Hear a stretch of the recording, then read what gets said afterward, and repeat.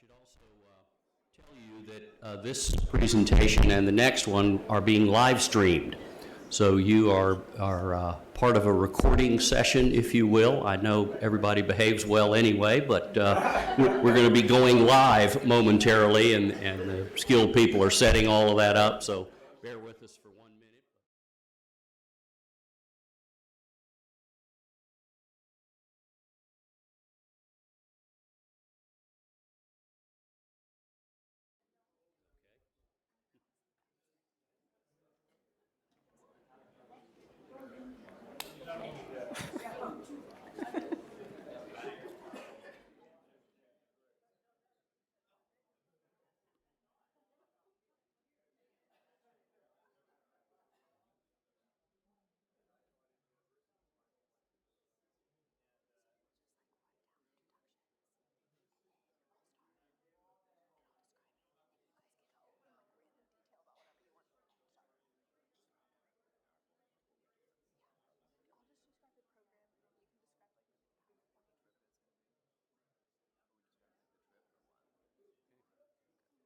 Ladies and gentlemen, if you'll take your seats, we are ready to begin. Thank you.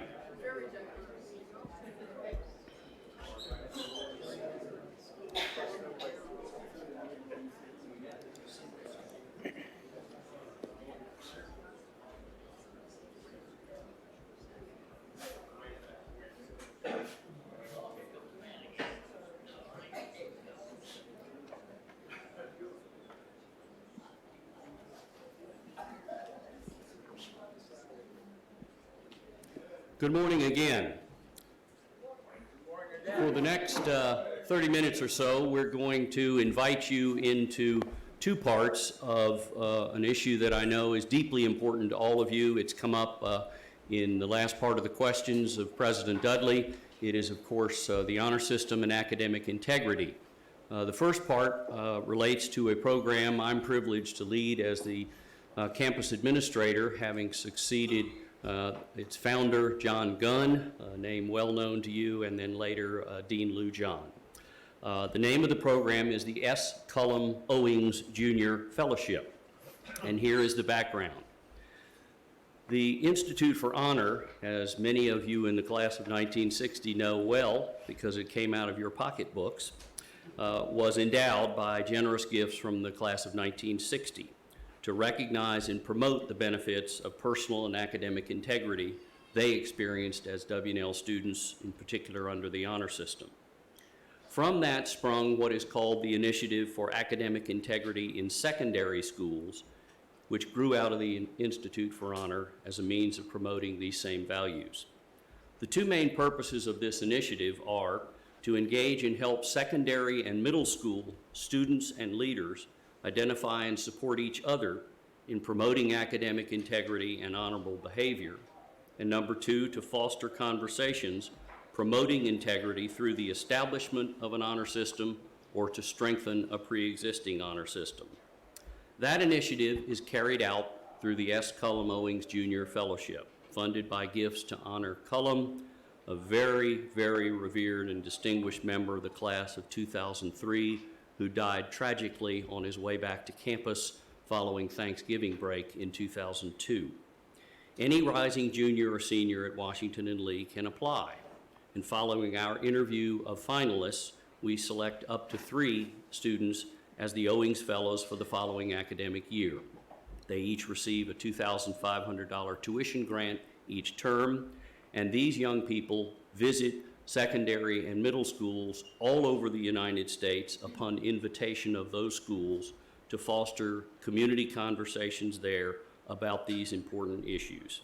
It's my pleasure to introduce this year's Owings Fellows, the Catherine Latour, Harrison Travis, and Wil Schirmer. I'm going to get out of the way and let them take it away. Good morning and thank you. Good morning. I'm Catherine Latour, as Mr. Dudley just introduced, and I'm currently a senior English and Business Administration major, and this is my second year serving as an Owings Fellow. My name's Harrison Travis. I'm from Monroe, Louisiana. I'm a junior, and I'm a Business Administration major, but I am following a pre-med track, so hopefully I'll get a med school. Good morning. I'm Wil Schirmer. I'm from Southern Pines, North Carolina, and I'm an economics and math major. So to give you a little bit more background about the Owings Fellowship and the work that we do, I would just love to dive into maybe like what a trip looks like. So actually, this Monday we're headed to Texas to talk about the honor system in Lubbock, which is where I'm originally from. And so on this trip, we show up to this school that we have been in communication with, and they will invite other local private schools to their institution, and we'll give roughly an hour-long presentation on Washington and Lee's honor system and the meaning that that has to us and how that affects our daily life. And then we'll dive into the school's honor code or honor system. And with that, we recognize that many high schools don't have an honor system, but instead an honor code, or potentially just a list of rules that they follow. But we engage with them thoughtfully to talk about how these rules affect them and how that they cause them to engage with their schoolwork or their sports, along with other aspects of their daily life. And then we loop that back to Washington and Lee's honor system and the great benefit that has to us. And so after giving this presentation and walking through those aspects and really just sharing about how much we love our honor system and the many benefits, we then have breakout sessions with, whether that be student council or National Honor Society, to get down to the nitty-gritty of what problems their school is facing and what benefits their honor system or honor code offers. And in some instances, we meet with schools who have neither an honor system nor an honor code, but hope to create one. And so through these dialogues, we then group back together and try to figure out what are the main problems this school is facing and how could an honor system or a strengthened honor code benefit them. And while we're doing this with the students, Mr. Dudley has the opportunity to meet with faculty and staff and to talk to the faculty and staff about problems that they recognize within their students or hopes that they have of an honor system being established. And then we all meet back together and kind of give one final presentation on kind of our diagnosis, and that we celebrate the good that the school has and then kind of provide ideas or recommendations that we believe that the school would benefit from. And then roughly, 1 to 2 weeks later, we give them a written proposal, and that allows them to really have the time to digest everything that we offer to them and make changes. And so something very remarkable about this program is, time and time again, we've gone to these schools and we've had such positive experiences as we learn from these students, and it sharpens us as students, but also benefits the school. And in many instances, we go to high schools or middle schools that have an honor code or do not have an honor code, and from our visits, they either make changes to that code or in some instances choose to implement an honor code or system, which is remarkable and just shows the benefit and impact that this fellowship has. And so now that we've kind of offered this general outline of what the program has, Harrison and Will are going to dive into a few other aspects of it. So one of the first things, like Catherine was saying, is we go through a presentation. And so basically it's just a little PowerPoint that we go through to kind of describe, the difference between necessarily an honor code versus an honor system, whereas a code has a distinct list of rules that if you violate, this punishment happens and this happens, whereas our honor system, that we like to say, is the fact that we have these kind of understood community-oriented goals, and that we ultimately have that trust, and it's no one punishment for this, but it's ultimately decided by the community. And so we also, I think the main thing that I like to do, and I'm excited to do, is it's easy to tell people this is good, but really I think that the thing that people get the most out of is showing through your stories and the experiences that you've had about why you enjoy it so much. So I'm gonna go into some of the stories that for instance, why in my experience at WNL, how I've had the blessing and to be able to, leave computers out in the middle of the library. Mom gets horrified when I tell her that, but the fact that I can leave it out for a day and come back and it'll be there, or the incredible honor that, I have a final exam and it was in spring term and I was gonna miss my sister's senior graduation from high school, and I talked to my professor and he not only let me take it, he literally let me take my exam back to Louisiana, and I was able to mail it back. And so we had that sense of trust and community orientation that, we are able to do that and understand that, I was gonna uphold my academic integrity and, abide by the rules that I would have done if I was taken in the class. And then we also like to kind of distinguish the different aspects, like how that could look in a high school, because it's kind of difficult to see, because there are some differences. And the main thing that I like to do in explaining, like, oh, because it seems so easy to cheat or whatnot, and why would you do that? One thing that I like to stress is that, you know, it seems like every year you just build, you get a little more knowledge on the same topics. And so I always like to say, you know, well, if you cheated, you know, your 8th grade year, and then you see it your freshman year, you're gonna have to relearn that anyway. And so you're really just hampering yourself in the fact that you're missing out on some knowledge and a deeper understanding of the material that you wouldn't otherwise have. But if you know, upheld some honor and integrity and really learned it the first time, you'd be so surprised at how much more you could pick up the next couple times, which was kind of always astounding in my view. So. Yeah, so this is my first year in the program, and I think I'm really excited because of the unique position that we're in. As college seniors and juniors and being able to travel to high schools, I think we have the ability to connect with these individuals and inspire them in quite a unique way. I know as a high schooler, if an administrator had come in and told me about an honor system or about an honor code, I probably would have been zoned out the whole presentation and not really appreciate it. But as almost their peers, I think we have the ability to connect with them through this presentation and then more meaningfully through the breakout sessions afterwards and discuss what they think is right for their school and what they would like to see implemented in their school. And the ability to share these incredible experiences with the honor system that Harrison is talking about is something that I'm really excited for, and I hope that we can make a meaningful contribution to their high schools, their middle schools, and their honor foundation. I think that the time in high school is really important in building future values of integrity and personal development. So hopefully I think we can have a really profound impact. Yes. So that's kind of an overarching view of what the Owings Fellowship looks like and the impact that we hope to have. But we would love to open the floor for questions, just to hear more about your thoughts or any questions you might have. Yes. Students coming from whatever high school they've been attending come to WNL and will face obviously some pretty strong academic pressure to perform, most likely from their parents, but from themselves as well. How do you talk to them, or what do you say to them about reconciling dealing with that pressure and dealing with the honor system, which can sometimes, you know, test them a little bit? That's a great question, and something that we actually have faced through conversation. Even in the high school level, these students say that they feel this immense academic pressure to perform, to excel, whether that be because of their parents or because of the colleges they want to get into.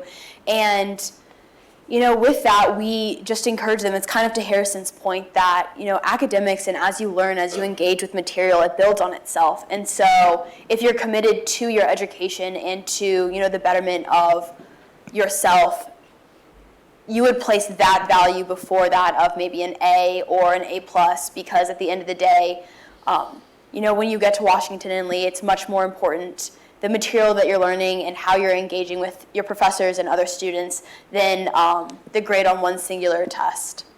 Yeah, and I would also point out that I think like an honor system or an honor code can be a real advantage to academics. I think the trust that develops between instructors and students can be really important in developing the relationship between the two. In a subject, it's much easier to learn if you are inspired by the person who's teaching you, if you're engaged in the topic. And then there's also other more tangible benefits. As at Washington and Lee, obviously, we're able to take our exams, our final exams, during a week-long period versus having them scheduled at a strict time. And that gives us more flexibility to succeed, or if we need a couple extra hours, to take those couple hours and study.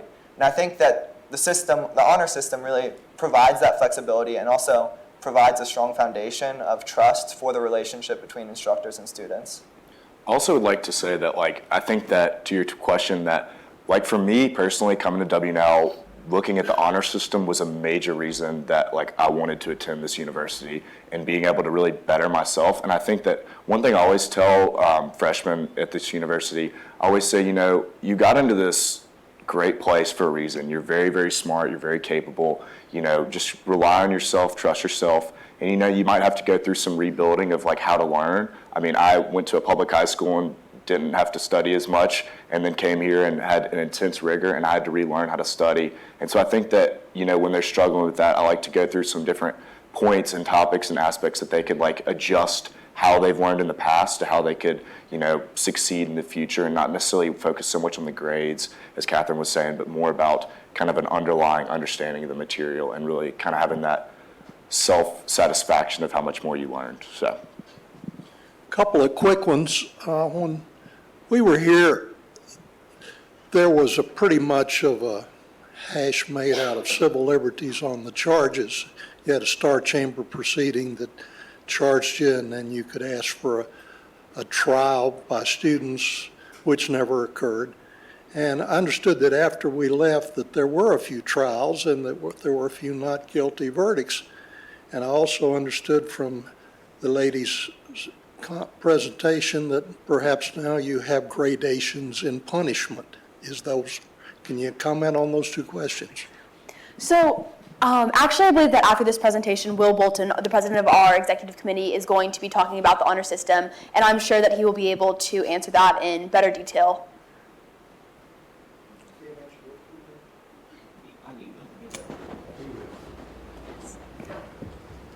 Have you had any feedback from schools that have adopted an honor system after your presentation, and if so, what has that been? Has it been easy or a difficult transition?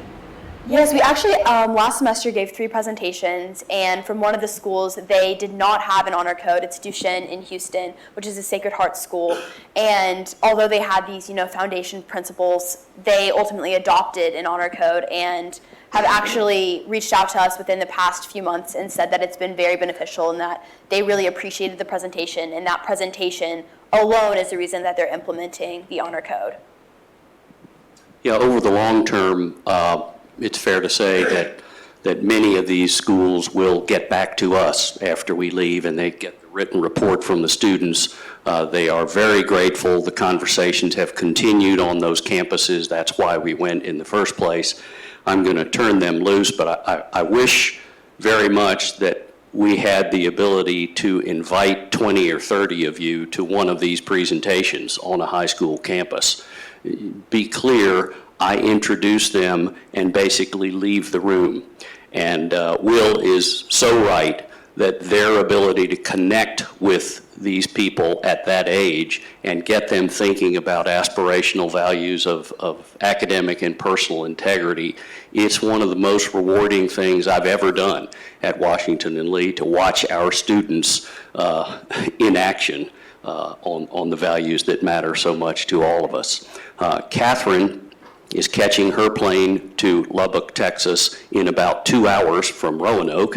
The rest of us will join her down there on Sunday night, and we will be at a school in Lubbock on Monday. So I'm going to turn the Owings fellows loose. I'll see you guys in Houston, or Lubbock rather.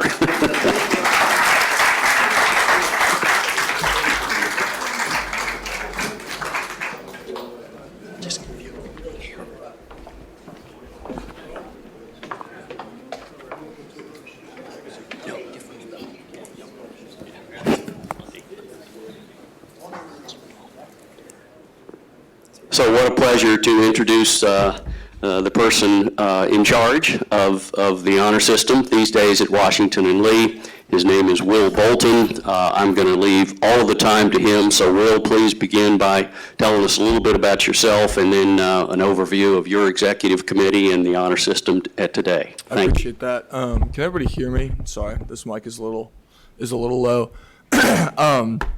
or I'm a little tall, one of the two. Like Mr. Dudley said, my name is Wil Bolton. I'm from Harford County, Maryland. If any of you aren't up on your Maryland geography, that's about 45 minutes north of Baltimore. I'm a senior politics and economics major. Thank you so much for having me. Thanks for coming out. It seems like y'all have been in this room listening to people talk for a while now. So I will try to keep it interesting. Before I start, I do have some stuff I'd like to go over. I think the first one is thank you. You all obviously have been gone for more than 50 years, but the honor system that you all left. Sorry, not attacking you. Here we go. Mm-hmm. There we go. The honor system that you all clearly left to the classes after you is alive and well, and it's been my privilege to make sure that I do the same, as well as you all did. But first, I want to get to the gentleman's question in the back because he really didn't get an answer. Could you repeat that for me, sir? Oh, sorry. When we were here, there were virtually no civil liberties for the accused. It was a star chamber process, and you could ask for a trial, but nobody did. Later, I understood that there were some trials and some not guilties. I wondered what had happened there, and the lady's presentation seemed to indicate that there were gradations in punishment. Now, there weren't any in those days. I'm going to answer your last question first because I think it's the most important. There are not gradations and punishments for the honor system. If you're found guilty of an honor violation,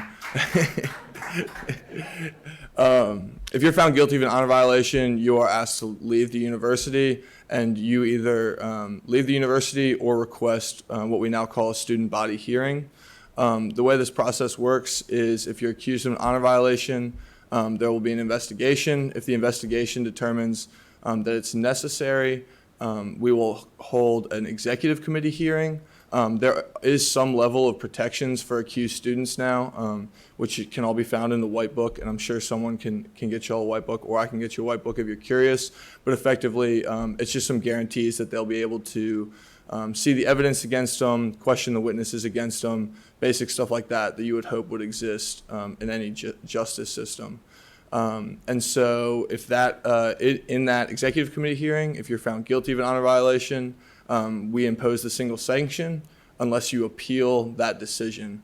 If you appeal that decision, you go to a student body hearing in which the executive committee demonstrates to the entire student body in public, usually held in Lee Chapel, but sometimes in the moot courtroom, why their decision was correct and the accused has in fact violated the trust of the community. And if they are found guilty in that, they are required to leave the university. So the single sanction is still very much in place. I also think that it's maybe the most important aspect of the honor system. So hopefully it's not going anywhere. Yes, sir. As it always has been, to become a member of the executive committee? I have to say I'm not sure how it always has been, but now it's through, there's an election. And so the executive committee is currently made up of 13 members when it's at full strength. It's 1 freshman representative and 1 first-year law student representative. It's 2 representatives for all of the other undergrad classes, and then 1 second-year law student representative, 1 third-year law student representative, and then we have a secretary, vice president, and president, who's myself. Yes, sir. Sorry, did that answer your question? Okay. Yes, sir. A little past history. Around 1952, West Point had a cheating on the football team, and we had it here too. We went to the Gator Bowl and played Wyoming, but it was very sad. They got into a professor's office and got exam copies, and it spread out through our football team. And due to that fact, one of our team members, very poor student, was on scholarship. He was forced to leave, and that was very sad. Another thing happened back then. We had a straight A student in qualitative analysis chemistry. His older brother was on the faculty here. I guess he was scared that he wasn't going to get his A on the test. He cheated on one of his exams in qualitative analysis chemistry, and he was forced, he just left because it was very embarrassing to his brother. So there was things back then, and there was punishment, and a lot of it was self-induced, except for that football player. It was very sad. And I think that you make an absolutely fair point. The worst part of my job is finding someone guilty of an honor violation, because asking someone to leave this university, knowing the benefits of this university, I can't imagine having to do it myself. That being said, I think it's an important part of the university that we do ask those who have violated our trust to leave. The way I understand the single sanction is that the the single sanction is not a punishment. Students can leave and go about their lives and have successful lives at other universities. It's more about protecting the community. And when you've demonstrated that you're unable or unwilling to fully participate in our community by violating our trust, you no longer have a place here. And that's why I think the single sanction is so important, and that's why I think those sad but necessary moments do happen when people make bad decisions. Yes, sir. A little more history of the football. I happened to be one of the people here at the time, and I elected to stand trial. And it's one of the most onerous things I have ever experienced in my whole life. The trial by my peers accepted my explanation. And of course, they had to look at the planted questions and see that I bombed every one of those to know that I had not been one of the guys that cheated. When you go to the high schools, you don't have the right to expel, or expulsion is not part of the program. How do you sell our honor system to a high school when the remedy is not expulsion? I'm sure you've got to have a lot of other conditions and solutions and everything else involved. I'm sure they do. I'm actually not an Owings fellow. I was a little bit busy when the applications came around, and so I decided not to. But I'm sure Mr. Dudley or one of those students could answer that. I will say that I think you're probably right that high schools maybe don't want to have a single sanction. That would be a lot, I think, for a high schooler, but I obviously think it's appropriate in this scenario. We had one more question, and then I'm going to run through my... Well, let me answer that one for you. When we visit high schools, we are very careful to go lightly on our single sanction. We have 7th and 8th graders frequently in that room, as we will on Monday in Texas. And you can imagine the look of sort of shock and awe at that concept at that early age. So we study the system that they have in place or what they are thinking about, and we try to be supportive of what their culture needs to be, not to come down and say, you need to have the Washington and Lee honor system, and we believe in the single sanction, and you should have it too. So it is designed to get them talking about what's best for their schools. Yep. How many prospective honor violations in an average year? This is my 3rd year on the executive committee. We put out an honor report, which has all of the sort of like various procedures that had to take place last year, and this is sort of my rough memory of what it was. I think we had about 14 accusations. We had probably 5 or 6 executive committee hearings, and then we had 1 student body hearing. It's been typical for the executive committees I've been on, from speaking with Dean Evans, because she's been here for so long and she's the Dean of Student Affairs. If you all haven't had a chance to meet her, it sounds like it's incredibly high. I think that hopefully the executive committee is doing a good job of having people trust us to adjudicate problems, and so we're getting a lot of reports when maybe those reports just weren't being made. But that's sort of where that is. Yes, sir. A little history. One of my fraternity brothers was dismissed the 2nd semester of his senior year. That was a tough one. And he went to Gettysburg College and started the honor system there. I thought, much to his credit. The question I have is it still entered in the transcript? When we were here, it was on your transcript if you were asked to leave. So, like many things about our honor system, it has a more complicated answer than the question. It depends. If you're found guilty in that executive committee hearing, which is entirely confidential, and you withdraw after being found guilty, the transcript reads withdrawn. and that's in order to protect the confidentiality of the process, and because we do hold such a higher standard than most universities, we think that's an important protection. If, however, you appeal to a student body hearing, which is the public hearing in which you're tried by a jury of your peers and found guilty, your transcript will read dismissed, and that's sort of the balance there. So thank you for the questions. I'm happy we got a lot of those out of the way because you asked a lot of things I was going to say.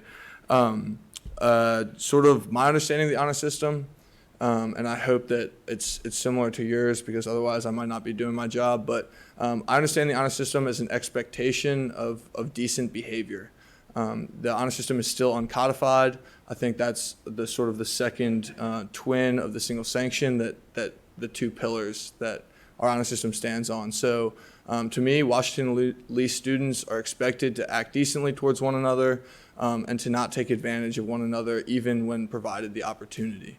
I think one of the coolest experiences of a WNL student is getting an exam and taking it to your dorm room and having your textbook and notes that you need to take the exam on your desk and not using them, even though you're alone in a room you could lock and no one would ever know the difference. That's something that's happened to me. I think that every WNL student has had that experience. I also think the honor system extends outside of just academics. There is no jurisdiction for honor, and WNL students should be honorable as opposed to acting honorably. And that means that whether you're in the library, whether you're at a party, whether you're at your internship, the WNL diploma and the WNL student should be able to be expected to act in such a way as to not take advantage or violate the trust of the people they're interacting with. And hopefully we're still seeing that way, and that is the goal. In terms of practical stuff that I want to do, I think it's important that my executive committee leaves the honor system better than we found it. And the first piece of that for me is faculty outreach. I think that often there's some concern amongst faculty that they're letting 13 undergrads or law students run such an important aspect of their classrooms, and I think that that's a reasonable concern. So I'm hoping that my executive committee does a better job meeting with professors, being proactive when professors have concerns, and also just being available to people to speak about how we understand the honor system. I'm also currently working, this is why I'm taking notes for all these cool pieces of history. I'm currently working with the new director of institutional history, or we will be working together. We've had one meeting about creating an archive, a student-maintained archive of a history of the honor system. Because the honor system is passed down from folks like you all to me, and hopefully the next generations, I think it's important that the student body, specifically the executive committee of the student body, maintains our own history of how this tradition has gotten to where it is, to make sure that we're keeping that alive and healthy, and that we're not forgetting the important stories that came before us. So that's sort of a long-term goal. Hopefully the future executive committees will agree with me that it's important for us to do that as opposed to have an administrator do it or sort of a historian do it. Somebody mentioned Professor Gunn. I'm hoping to meet with him. It sounds like he's been working on a pretty comprehensive history of the honor system, and so I'd love for that to be our starting place. And then we also have some honors theses and stuff like that that's been written about the honor system. Of course, all of these sort of initiatives build into leaving a better honor system than we found it. I can say that currently the honor system is strong, it's healthy, it's alive on campus. People are talking about it. Our freshman orientation was held in Lee Chapel. That's where they're given what we call the honor speech or the long pause speech. Sort of colloquially, it's where we tell freshmen, if you're not capable of living up to the expectations of the honor system, you should leave now. No one did, which was nice. And so that went really well. I actually wasn't there for the law student orientation. Unfortunately, I had to be in Germany. So my vice president, who is a law student, handled that for me, and all of the reports were good. So I think that both the new classes have been oriented towards our honor system. I think that there's a lot of buy-in from the new folks. There's continuing buy-in from the sophomores, juniors, seniors, and 2Ls and 3Ls. And so I think that is the state of the honor system. That's sort of what I have. If there's any more questions, I'm happy to take them unless we're running out of time. Yes. It's a soft intake with the freshman class. They're not required to sign anything, are they, when they're coming into school? So the process for the freshmen looks like this. Myself and the executive committee and the freshman class gather in Lee Chapel. President Dudley comes in and introduces himself and a little bit about the sort of who they're about to hear. So introduces me, introduces the executive committee, and then says, I'm now going to leave because it is your responsibility and the students behind me responsibility to take care of the honor system. And he walks out to signify that it's on the students and not on the administration. And then I give an orientation speech in which I provide some history of the honor system and also the expectations that they're going to experience. Once they have heard that speech and been given a white book, which contains the procedure and details about how the executive committee is administered, they're asked to sign what we call the honor book, which signifies that they have both heard the honor speech and also been given a white book. And that is not a signature agreeing to the honor system, and they are held under the honor system if they do not sign, but it is an acknowledgement that they were properly sort of educated about the honor system. It's also cool to I've had, alum and even myself, because I'm now a senior, which is terrifying, but go back and you can look through where all of, you and your freshman buddies came in together and signed it. Folks' names are next to each other. So it's a cool tradition, but that's how that works.